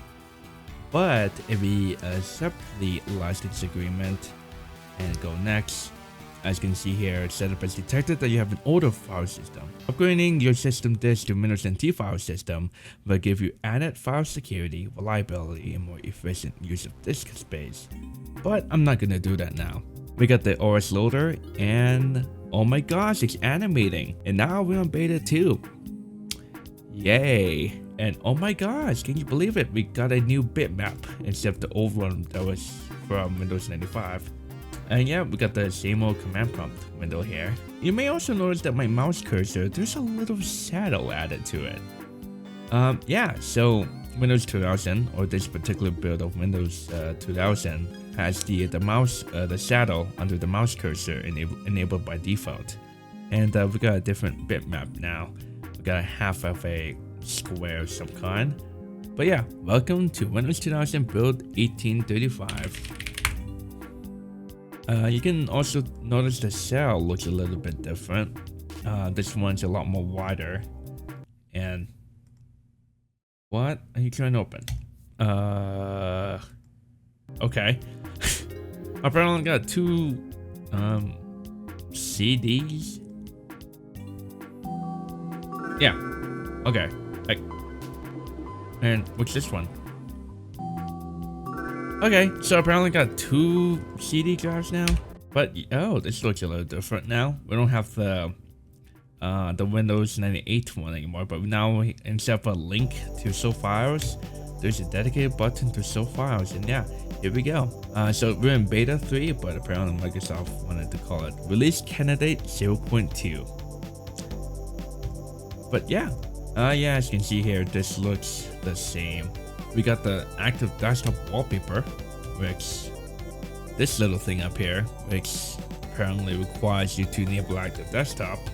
But yeah, we got the Microsoft Windows NT 5 icon up here. Alright, so control panel looks like this, and yeah, things are looking almost finalized. One thing you might notice that we're missing the multimedia control panel. That's because it's been incorporated in this now. Sounds and which would become sounds and multimedia. But yeah, we can pick a different sound here. You can also notice it looks a lot different. Why is it so quiet? Yeah, as you can see here, we got the new interface for the sounds. Audio looks like this. Music was renamed back to MIDI because it made no sense to call this the music, even though they're supposed to be MIDI. We got CD music and devices, and yes, you can still add the legacy hardware from that. But yeah, here we are. We have the device manager with still messed up icons for some reason. But yeah, we noticed the add remove hardware V2 is no longer there, and they got rid of the they got rid of the fancy icons here. But look at that, it's a lot more stable compared to the first one that we demonstrated in the last build. You can add new programs, you can configure Windows, you can go ahead and now do all this stuff with the power of Internet Explorer. You can tell because it uses the Internet Explorer icon here. And for double proof, you right click on it and go to properties, and there it is, there's an HTML file. I also forgot to show you, but the last build got the new beta media player 5.2, which looks like this, and you may notice we got snow as the default logo because the final version had the squares and says Windows Media or something like that. And if we take a look at the about Internet Explorer, we're in Internet Explorer 5 now. That's right. That's because Windows 2000 featured Internet Explorer 5, unlike in Windows 98 where it was stuck on Internet Explorer 4. No. Yeah, they got rid of the Easter egg. They got rid of that fun little Easter egg, so you cannot do that anymore. I forgot to mention, if we go to the shutdown here, yeah, we got the new shutdown window, which this type of design was carried over to Windows ME, fun fact. And oh my gosh, we got a much more friendlier interface for hibernation. And yeah, I'm using a different machine type because for reasons it's complicated to explain. It's like nothing happened. Boom, everything just resumes the way you like it. And for some reason the sound isn't working. Okay. This is strange. My sound isn't working. When you resume from hibernation, what happens if you play like a media file or yeah. So looks like resuming from hibernation just completely breaks the sounds. How about the PC speaker? Oh, that too is also broken. Oh wait, nope, I was wrong. We have PC speaker sound, and for some reason this thing's broken. Okay, okay, cool. Task manager is just locked up, having it break on me. Yeah, it turns out. Cool. Looks like I need to restart or log off. Oh great, not even the security options are showing. Oh great. And also, what background is that? I didn't pick that as the background. Alright, here we are back at the login screen. Let me go and log in. Why is it so loud? Oh my.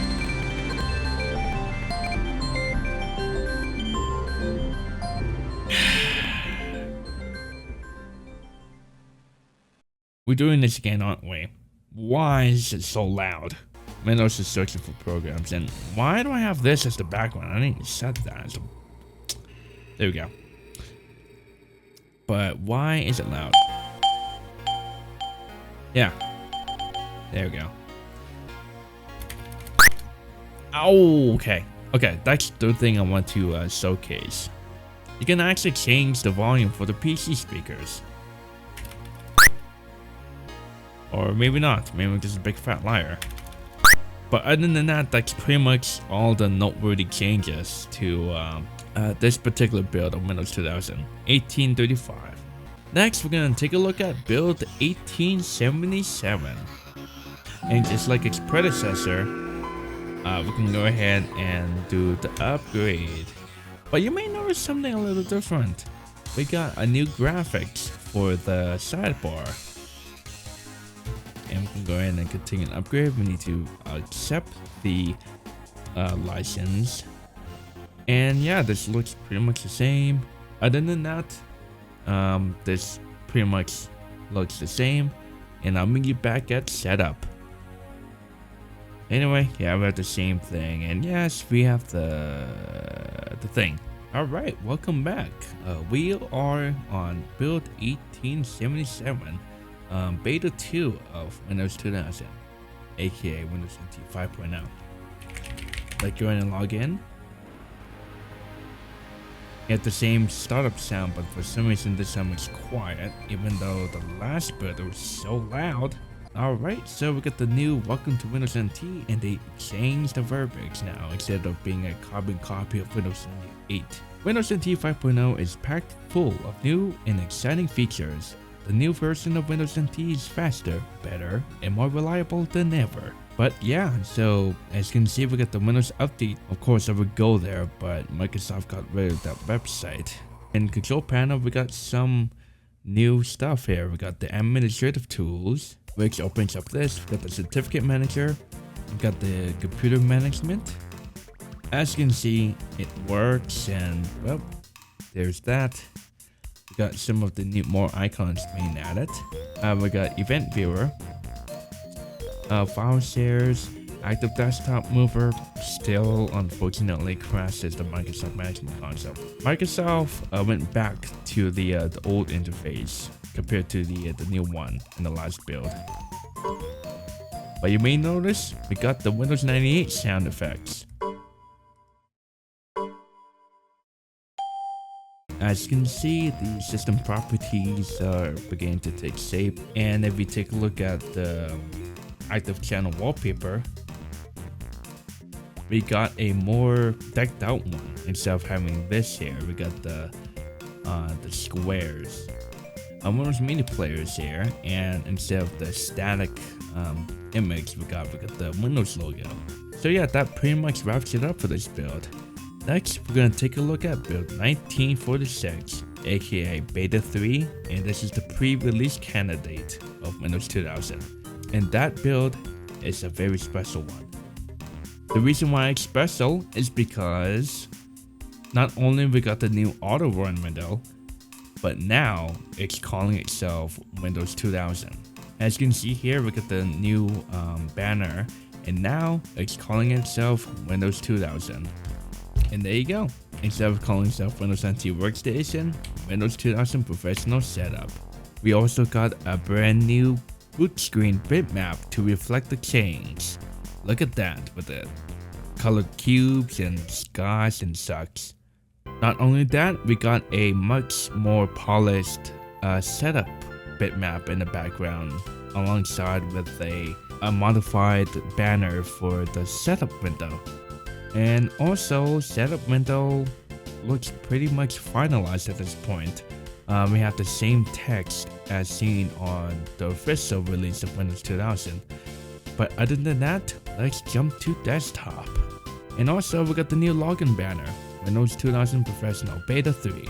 And now we have the network installing and other debug text, or the verbose mode text that you've seen, including configuring computer settings and stuff. And here we are, ladies and gentlemen. Welcome to Windows 2000 Beta 3's desktop with a much more decked out welcome screen.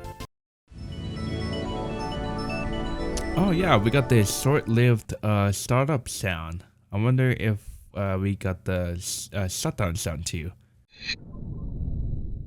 Yep, we also got that shutdown sound, or whatever it's called. And take a look at the help section. We got some buttons we can click on. Oh yeah, we also have search tips, I guess. Searching for computer and monitor finds topics that contain both. That was keywords. 86 bucks, not This narrows your the thing search. itself. And there's also ability to add a recovery console, or the boot console is actually what it's called. And yeah, there's also a big warning box saying that this is only for advanced users, and misuse of this or using the utility incorrectly can cause, well, problems. And yeah, the boot console is installed, and I like how it tells you like how to uninstall it, and you have to edit the boot.ini file. But let's take a look at that. Alright, here we are, and oh, look at that, it's still called Windows NT 5.0 Command Console. When you boot into that, there's a lot of dots. And if you use the recovery console on Windows 2000 or XP, this looks pretty familiar. And here's a list of commands you can execute. You can list a directory, which you can scroll for more. Dang it, Explorer. I hate you. Alright, and lastly, we're going to take a look at build 2072. And unlike in other builds, you have to do a clean installation, as you cannot like go directly from a pre-release to a release candidate stage. And they updated the boot screen to look like this, the one we have on the RTM build of Windows 2000. And frankly, I preferred the last design instead of the full screen one. But as you can see, the Windows 2000's setup screen looks final at this point. Yeah, it looks pretty final. And one thing that it wasn't documented, but if you press the Shift and F10, it opens up command prompt, and this has been a useful feature from Windows 2000 all the way to Windows 11, and I don't know how people can't live without it. But yeah, since we're nearing the end of its development, there's not much interesting things to show except the same old welcome to the network identification wizard, which is a thing in the RTM build. I didn't put a password in.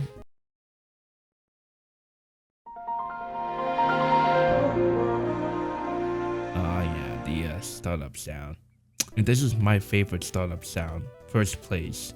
And yeah, here's the desktop for Windows 2000. Nothing special, everything looks pretty much the same. Except we got the final version of the getting started thing. Interesting enough, when I was browsing through the files, when I highlight something,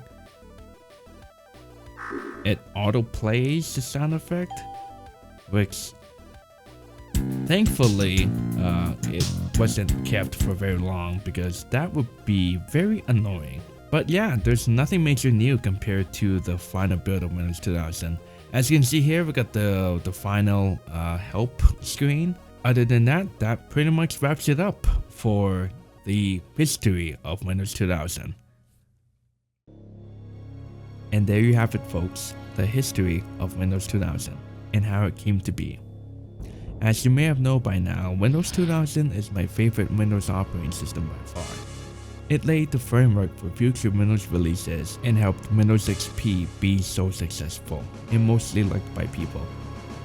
The reason why XP was very reliable was not because of its marketing, it was powered by Windows 2000. In fact, many features on 2000 are still present on Windows 11, such as the famous Shift F10 feature to open up a command prompt so you can bypass the godforsaken Microsoft account requirement. Anyway, Windows 2000 was proven to be the reliable OS Microsoft made at the time, albeit with many security flaws that made people questioning on 2000's most robust security claim. Alas, Windows 2000 continued receiving updates and service packs up until its support cutoff in 2010, as many people never used Windows 2000 as the first Windows operating system, as it was mostly targeted towards businesses. Windows 2000 didn't deserve the attention it deserves. Unlike in XP, people may look back one day and discover Windows 2000 and experience it for themselves. Many would be thankful for the features it offered, and how we take them for granted in today's Windows. Before I wrap up this video, I want to share a fascinating fun fact relating to Windows 2000's retail packaging. Now, I'm sure you've seen the front of the package many times, and if not, this is what it looks like on the front. Behind it, there are lots of words. I know. But notice the table showing which Windows is right for you. Many people would assume that this table is what you saw when you're out there buying the product. Now, what if I told you that this has changed? Yeah, this table was the second revision for the English release of Windows 2000. As when Windows 2000 hit store shelves, Windows ME was still in development, and this here is the original table showing the differences between Windows 2000 and Windows 98 2nd Edition. You can even see that Microsoft had to change the table a bit to reflect on Windows ME's features. You'll never know what Windows 2000 is hiding from you, and when you discover it, it will surely amaze you. Now, looking to buy a complete sealed in-box copy of Windows 2000 with the first table revision is very, very rare. And consider yourselves lucky if you're in possession of one. Or how about the commemorative edition, which was only given out to the hard-working engineers of Windows 2000? Now that's very rare to find and own. Thanks for watching this special video about Windows 2000. This video was in the works for 5 years, and in fact, veterans of this channel may recall that I originally did the history of Windows 2000 video back in 2020, but I ended up unlisting it because I want to make it better than before, complete with voiceovers, more hidden features shown, and so much more effort made. And I know I haven't made any videos last year on the channel. Life has been too much to focus on, and this channel is a hobby for me to share my sights and thoughts about Microsoft Windows with you folks. Thanks for sticking around throughout the years, and thanks again for watching, and I'll see you on the next video.